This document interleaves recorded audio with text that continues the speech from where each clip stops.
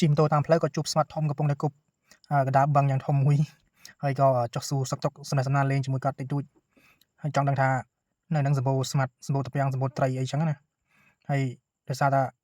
ខានបបយូក៏នឹកហើយឃើញចឹងទៅក៏ចុះស៊ូគាត់លេងតិចតួចទៅព្រោះឃើញក្មេងលេងចឹងចិត្តថតក្មេងហើយនឹងនិយាយលេងមួយក្មេងខ្ញុំហើយបបយូនៅបាន1គីឡូហ្នឹងគេហើយយូនៅបានយូនៅមួយខែមុនហ្នឹងបឹងហ្នឹងទៅហ្នឹង1គីឡូលេងនៅគេនោះលាកទៀតហើបទៀតឃើញហើប2ដងតែមិញសង្ស័យនឹងមានត្រីទៀតហ្នឹង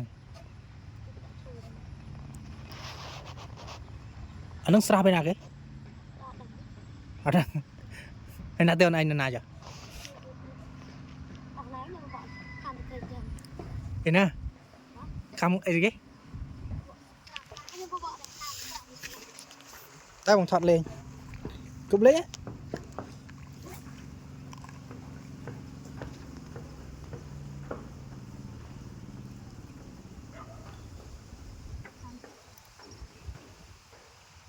ជួយទឹកយ៉ាងមានត្រីដែរណា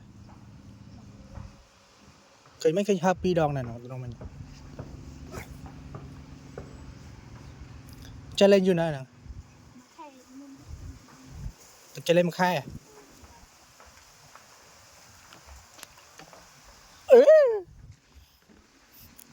ប៊ីបងមិញក្រោយក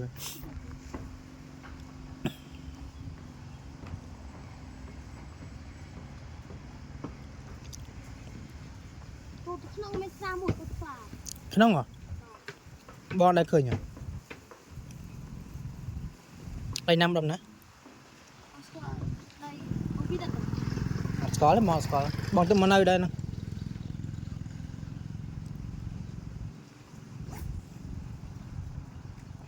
បងទៅទិញមកលេងដែរហ្នឹងអាហ្នឹងបងទៅទិញមកទៅរៀនលេងដែរនៅផ្ទះបងទៅផ្ទះ